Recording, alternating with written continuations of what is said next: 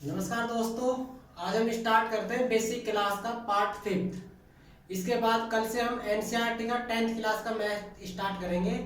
और आज बात करेंगे हम रैशनल नंबर और इरेशनल नंबर के बारे में।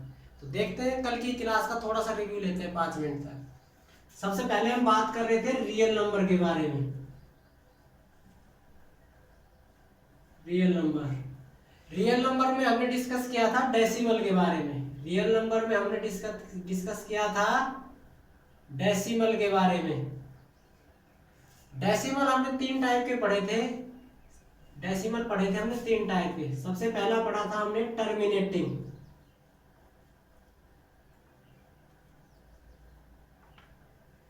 टर्मिनेटिंग यानी शांत दशमलव। फिर पढ़ा था हमने non terminating. Non terminating but repeating. इसको बात करते हैं हिंदी में, इसको बोलेंगे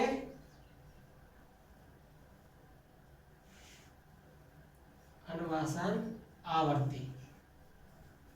इसके दशमलव प्रसार को बोलेंगे अनुवासन आवर्ती।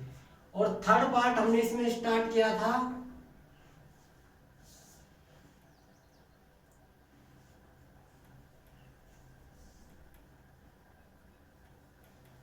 Non terminating but not repeating. इसको बोलेंगे अनुवासन अनावर्ती। अनुवासन अनावर्ती। इतना हम डिस्कस कर चुके थे। तो टर्मिनेटिंग पॉइंट में हम जैसे डिस्कस किया था 0.3 0.34 0.3456 ऐसे। नॉन टर्मिनेटिंग बट रिपीटिंग में किया था हमने जैसे 0.3333 ऐसे, 0.3434 ऐसे, 0.35656 ऐसे। इसमें हम डिस्कस कर रहे थे जैसे 1.00001 ऐसे।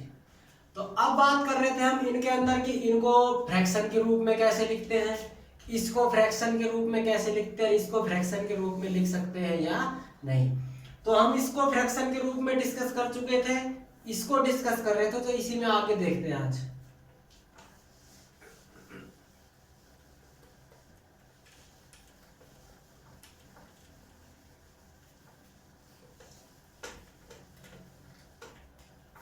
हम बात कर रहे थे बी पॉइंट यानी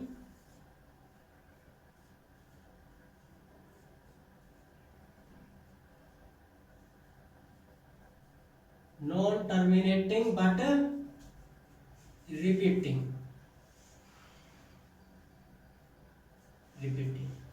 यानी अनुवासन आवर्ती।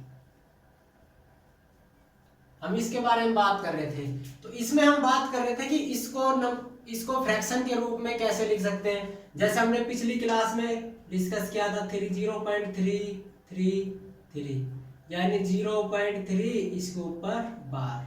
इसको फ्रैक्शन के रूप में हम लिख के हमने कैसे डिनोट किया था, जैसे हमने किया था कि जितने के ऊपर बार है उतना ही नीचे 9 लिखना है। इसको हम सोल्व करके लिख सकते हैं 1/3।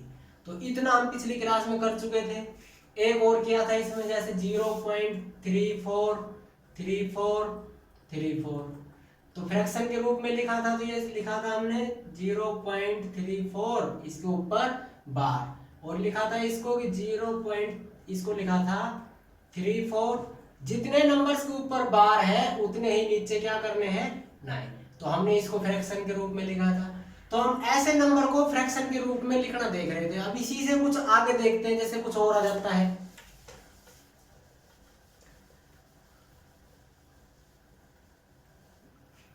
अब देखते हैं हम जैसे 0.235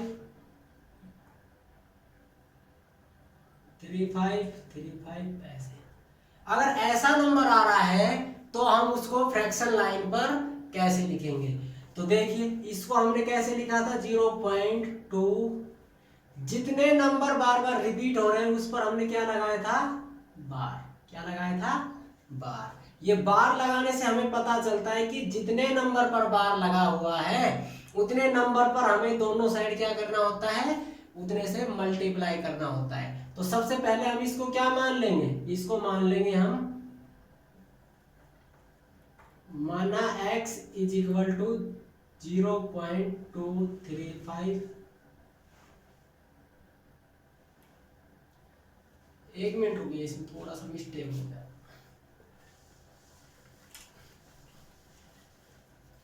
जैसे मान लेते हैं जिसमें लिखा हुआ है 0.235, उसमें देखो 2 पॉइंट लगा दिए तो गलती होगी उसमें, ठीक है। आगे देखिए, तो इसको हम कैसे लिखते हैं, 0.235 और इसके ऊपर बार।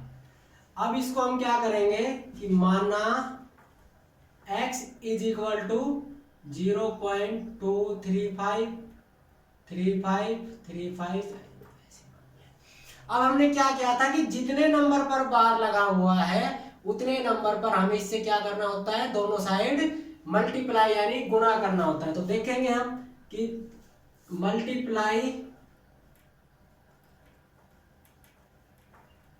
Bye 100 both side, multiply 100 by both side, कि दोनों तरफ कितने से गुणा करने पर, 100 से गुणा करने पर। तो यहां हम गुणा करेंगे कि 100 into X is equal to 100 into 0.235 ऐसे। तो पिछली क्लास में बताया था कि जब किसी भी नंबर को 10 से 100 से 1000 से मल्टीप्लाई करते हैं तो दशमलव कहाँ सरक जाता है, कि अगर यहाँ 1 जीरो है तो दशमलव सरक के यहाँ हो जाता, अगर यहाँ 2 जीरो है तो दशमलव सरक के यहाँ हो जाता। तो अब आगे करते हैं इसको, 100x इज इक्वल टू, देखो यहाँ पे 2 जीरो है तो दशमलव सरक के यहाँ से यहाँ आ जाएगा। तो यहाँ से क्या आएगा हमारे पास निकल के 23.535 ऐसे ऐसे क्या आएगा, ये आएगा। तो अब देखिए कि इस नंबर को हमें इस फॉर्म में तोड़ना है ताकि हम इसकी जगह क्या लिख सके, x लिख सके। तो इसको हमें तोड़ के लिखना है। देखिए क्या मैं इसको ऐसे नहीं लिख सकता, 23.535, इसको मैं तोड़ के कैसे लिख सकता हूं, देखो इसको मैं तोड़ के ऐसे नहीं लिख सकता, 23.535 और इसमें से अगर माइनस करके देखते हैं क्या, 0.235 ऐसे ऐसे, तो क्या आता है हमारे पास, देखते हैं क्या आता है।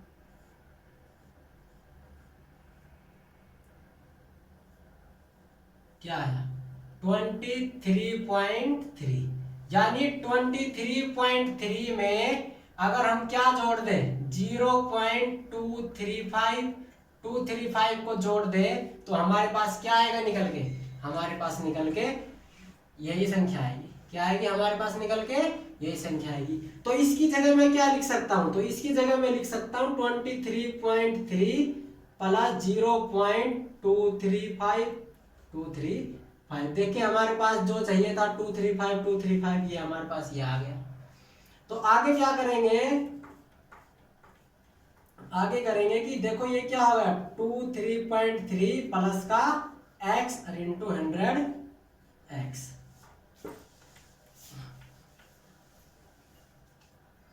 अब क्या हो जाएगा 100x, ये x इधर आ जाएगा, माइनस का x इज इक्वल टू 23.3। यहां से क्या हो गया 99x इज इक्वल टू 23.3 और x इज इक्वल टू क्या आ गया 23.3 अपॉन में 99। लेकिन इसका भी पॉइंट हटाना है तो हम क्या कर देंगे 23 अपॉन में 9, जितने नंबर के बाद पॉइंट है उतने क्या आ गए हमारे पास, 0 आ गई। तो x की वैल्यू क्या निकल के आई हमारे पास, x की वैल्यू आई 233 अपॉन में 990, मतलब 233/990। तो देखो इस वाले पॉइंट को हम फ्रैक्शन के रूप में ऐसे भी लिख सकते हैं, ऐसे भी लिख सकते हैं। तो नॉन टर्मिनेटिंग बट रिपीटिंग को हम फ्रैक्शन के रूप में भी लिख सकते हैं। अब 1 मिनट देखिए 10 सेकंड के लिए, फिर करते हैं आगे।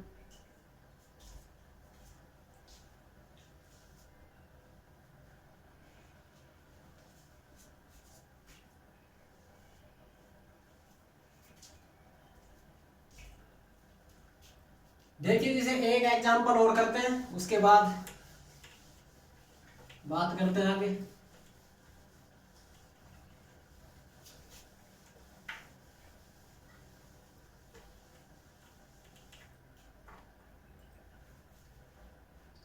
मान लीजिए हमारे पास लिखा हुआ है 5.389 ऐसे।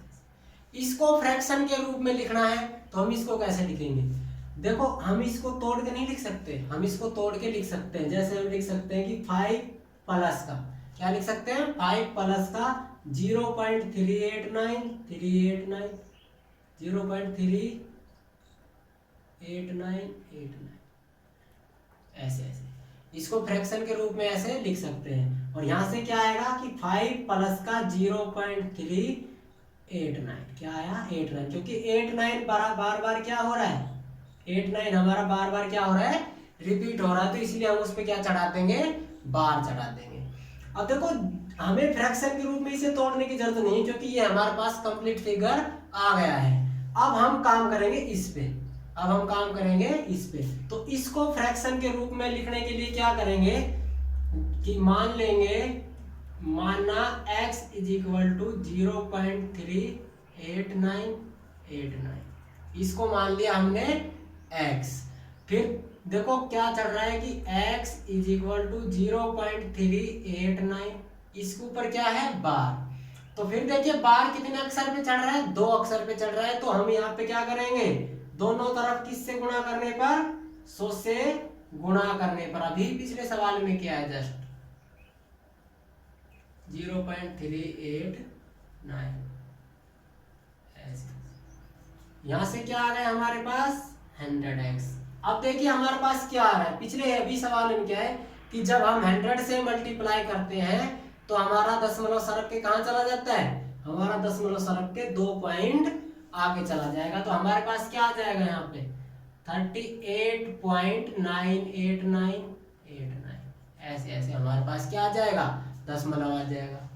तो अब फिर इसी को तोड़ के हमें इस फॉर्म में लिखना होता है। तो इसको तोड़ के हम इस फॉर्म में कैसे लिखेंगे, देखो यहां से हो गया 100x, इसको तोड़ के लिखना है हमें किसकी फॉर्म में, देखो मैं इसको ऐसे नहीं लिख सकता, और 38.6 प्लस का 0.389 ऐसे ऐसे।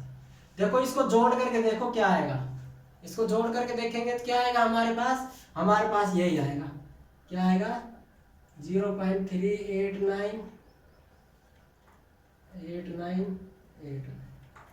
यही आएगा जोड़ करके। तो इसकी जगह मैं क्या लिख सकता हूँ 38.6 प्लस 0. क्या लिख सकते हैं, देखो अभी क्या लिखा है 0.389 लिख सकते हैं इसको। इसकी जगह हमें क्या माना था, ऊपर x माना था, तो इसकी जगह क्या पुट कर सकते हैं x प्लस 38.6 इंटू 100x, ये इधर आ जाएगा 100x minus x is equal to 38.6, 99x is equal to 38.6 और x अपॉन में 38.6 अपॉन 99। लेकिन यहां से अगर पॉइंट हटाना है तो क्या आ जाएगा 386 अपॉन में 99 अपॉन में 0। लेकिन ये किसकी वैल्यू आई हमारे पास, अभी वैल्यू निकल के आई है x की। लेकिन हमारे पास सवाल में क्या था, हमारे पास सवाल में था 5, सवाल में क्या था 5 प्लस 0.389। देखो इसकी जगह हमारे पास क्या आया है 386 अपॉन में 990 और अपॉन में 5। तो फ्रैक्शन के रूप में क्या आ गया 5 सही 386 अपॉन में 3, ये हमारा फ्रैक्शन के रूप में आ गया। तो इस प्रकार हम ऐसे नॉन टर्मिनेटिंग बट रिपीटिंग वाले नंबर को फ्रैक्शन के रूप में लिख सकते हैं। किसके रूप में लिख सकते हैं? फ्रैक्शन के रूप में। अब इससे अगले पार्ट के बारे में डिस्कस कर सकते हैं। देखो आगे 1 मिनट 10 मिनट के लिए देखिए, 10 सेकंड के लिए सॉरी।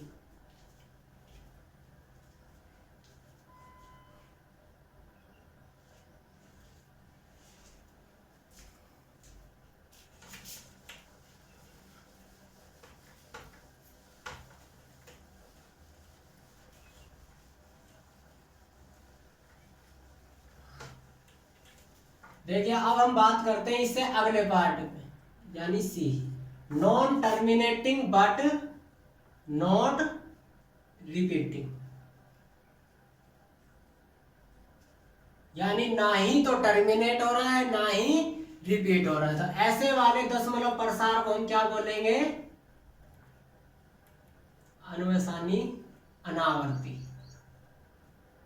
ऐसा अगर दशमलव प्रसार हमें कहीं भी दिखेगा तो हम बोलेंगे उसको अनावसानी अनावर्ती दशमलव प्रसार। तो ऐसे नंबर को हम कैसे लिखते थे? 0.300।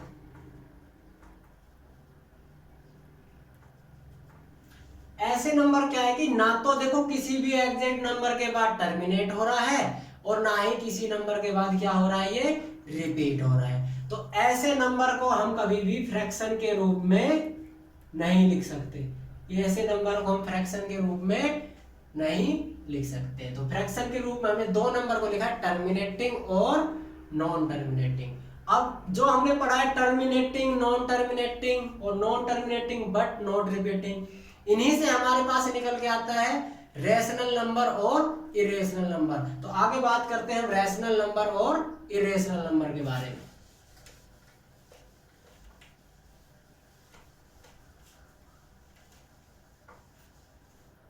देखिए अब हम बात करते हैं, पहले हमने पढ़ा था real number,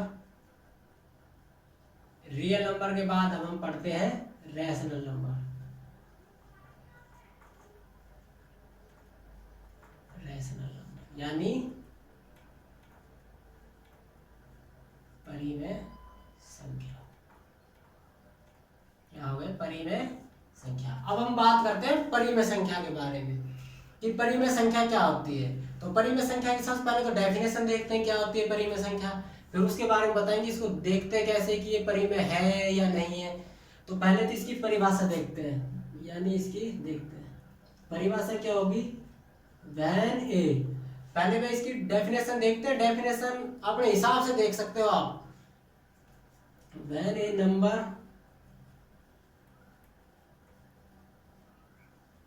can be written in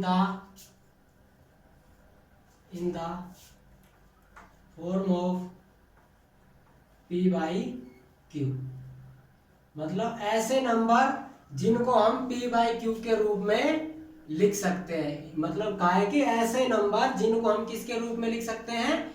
p by q के रूप लिख सकते हैं। where p and q are integer. और क्या कहा है कि p और क्या वो हमारे क्या होंगे? इंटीजर होंगे। And q does not equal 0, और q किसके बराबर नहीं होगा? q 0 के बराबर नहीं होगा। तो ये हमारी क्या हो गई? इसमें डेफिनेशन हो गई। कहा है कि ऐसे नंबर जिनको हम p by q के रूप में लिख सकते हैं और p और q एक क्या होना चाहिए? पूर्णांक होना चाहिए, और q डज नॉट इक्वल क्या होना चाहिए? 0 होना चाहिए। तो नोट कर लो 1 मिनट, फिर देखते हैं उसके बाद।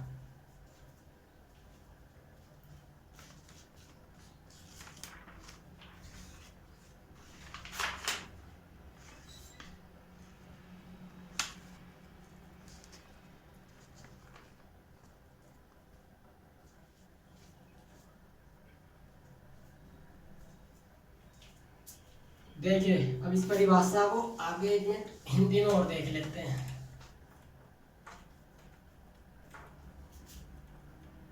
क्या बोला है परिमेय संख्या? ऐसी संख्या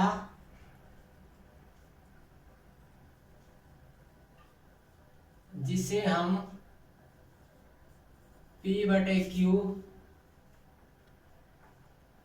के रूप में लिख सकते हैं और P और Q एक पूर्णांक है तथा Q बराबर नहीं है 0 कि Q बराबर नहीं है 0 के। अब हम पता कैसे लगाते हैं कि P/Q के रूप में लिख सकते हैं कि नहीं लिख सकते? नोट कर लो, 1 मिनट फिर देखते हैं।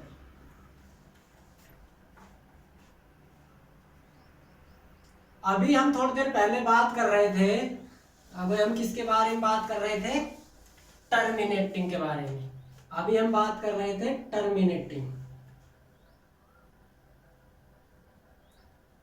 टर्मिनेटिंग यानी शांत। तो देखो हम जैसे लिखा था 0.3, तो इसको हमने फ्रैक्शन के रूप में कैसे लिखा था? 3/10। हमने लिखा था 0.34, इसके रूप में कैसे लिखा था?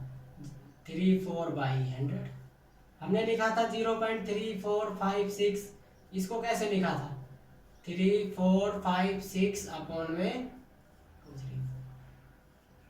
देखो हमने इनको सबको किसके रूप में लिख लिया? फ्रैक्शन के रूप में लिख लिया। तो यहां से क्या निकल के आया कि जितने भी हमारे टर्मिनेटिंग नंबर है, क्या है?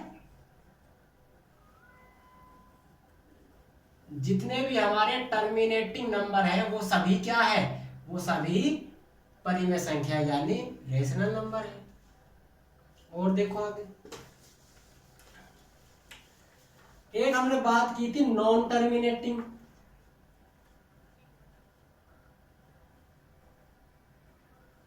But repeating.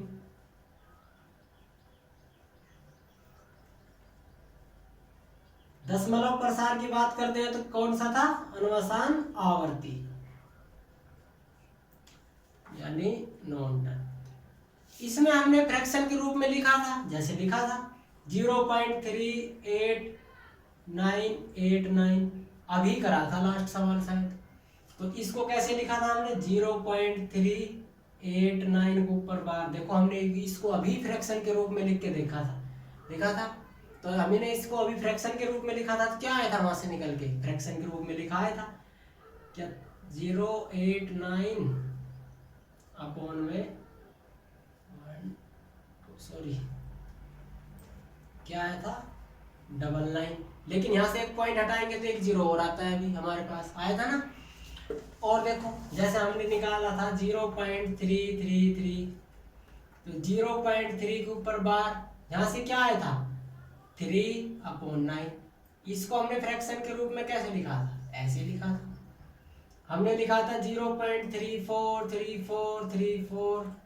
इसको फ्रैक्शन के रूप में कैसे लिखा था? 0.34 अपॉन बार, कैसे लिखा था? 34 अपॉन में 9। इसको हमने फ्रैक्शन के रूप में ऐसे लिखा था, इसको हमने फ्रैक्शन के रूप में ऐसे लिखा था।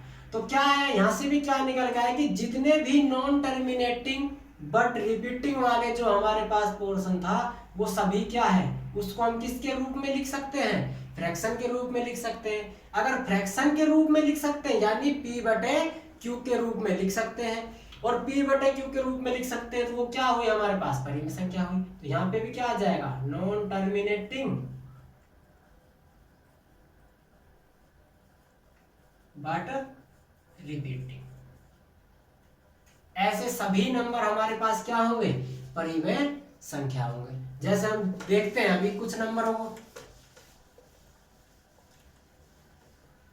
अब जैसे देखते हैं हम 22/7, क्या ये परिमेय संख्या है? हाँ है। देखो क्योंकि 22 भी हमारे पास पूर्णांक है, ये भी पूर्णांक है, और ये किसकी फॉर्म में लिखा हुआ है? ये P/Q की फॉर्म में भी लिखा हुआ है, और Q डज नॉट इक्वल क्या है? 0 है ना, 0। तो ये क्या हो गई हमारे पास? परिमेय संख्या हो गई। जैसे हम लिख लेते हैं अभी -8 अपॉन -3, माइनस से माइनस कैंसिल हो जाता है। 8/3 क्या है? P/Q की फॉर्म में है, और Q डज नॉट इक्वल क्या है? 0 है। Q डज नॉट इक्वल क्या है? 0 है। जैसे हम लिख लेते हैं 10/20, क्या ये परिमेय संख्या है? देखते हैं 0 से 0 कैंसिल हो गया। तो यहाँ से क्या है 1/2। 1/2 क्या है p/q के फॉर्म में है और q डज नॉट इक्वल 0 है। तो यहाँ हमारे पास निकल के आएगी ऐसे सभी नंबर जिनको हम फ्रैक्शन के रूप में लिख सकते हैं और q does not equal 0, q 0 के बराबर नहीं है तो वो हमारा क्या होगा परिमेय संख्या होगा। जैसे देखते हैं बोला है कि क्या -5 परिमेय संख्या यहाँ है क्योंकि -5 हो गया परिमेय संख्या। हम बात करते हैं 5 के बारे में, परिमेय संख्या है 5/1 हो गई क्योंकि 0 तो नहीं है, 0 होने पर वो परिमेय संख्या नहीं होगी।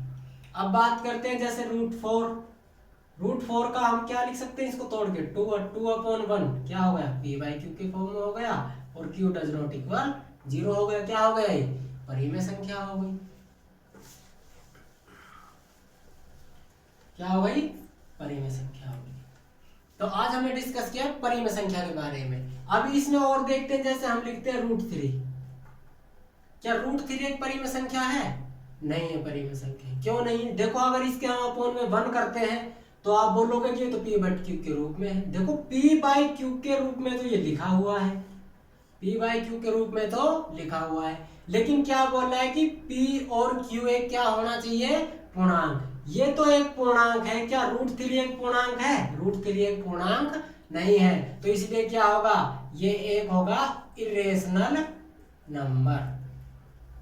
इरेशनल नंबर यानी अपरिमेय संख्या। क्या होगा अपरिमेय संख्या।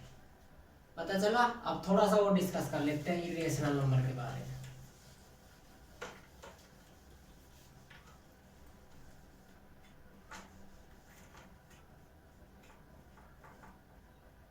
अब बात करते हैं इरेशनल नंबर यानी अपरिमेय संख्या।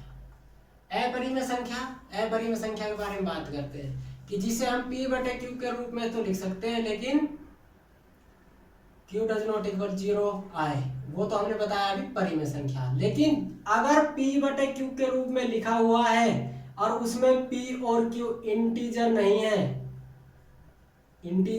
नहीं है तो वो क्या होगी हमारे पास अपरिमेय संख्या होगी यानी इरेशनल नंबर। जैसे मैंने अभी बताया √5, क्या √5 को हम लिख सकते हैं 1। देखो p/q के रूप में लिखा हुआ है लेकिन क्या √5 एक इंटीजर है? √5 एक इंटीजर नहीं है, तो ये हमारे पास क्या आएगा √5 इज इरेशनल। √5 क्या है इज इरेशनल। तो हमें पता चलता है जैसे पाई 3.14 ऐसे मतलब ऐसा नंबर जो किसी भी नंबर के बाद ना तो टर्मिनेट हो रहा है और ना ही रिपीट हो रहा है, वो आगे तक ऐसा चलता जा रहा है, तो वो हमारे पास क्या आएगा अपरिमेय संख्या आएगा यानी इरेशनल नंबर आएगा। तो जैसे हमने लास्ट वाला पॉइंट पढ़ा था, कौन सा पढ़ा था लास्ट वाला? नॉन टर्मिनेटिंग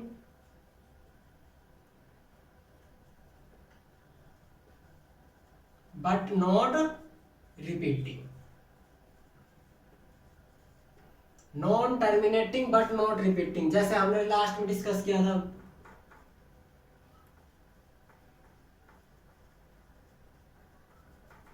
ऐसे कि ये नंबर ना तो रिपीट हो रहा है ना ही रुक रहा है किसी पॉइंट के बाद, तो ऐसे नंबर क्या होगा हमारे पास non terminating but not repeating. तो ऐसे नंबर को हम किसकी श्रेणी में रखेंगे? हम अपरिमेय संख्या की श्रेणी में रखेंगे। ऐसे नंबर को किसकी श्रेणी में रखेंगे? हम अपरिमेय संख्या की श्रेणी में। तो आज हमने डिस्कस किया है रेशनल नंबर, इरेशनल नंबर के बारे में, टर्मिनेटिंग नॉन टर्मिनेटिंग के बारे में। तो जो नेक्स्ट क्लास होगी उसमें हम 10th क्लास का एनसीईआरटी का मैथ स्टार्ट करेंगे। तो यहाँ तक हमारे आज बेसिक क्लास के 5 पार्ट डले थे जिसमें 9th का 10th का और 11th का बेसिक था कुछ। अब हम 10th क्लास का मैथ स्टार्ट करते हैं इससे आगे का। तो थैंक यू बच्चों।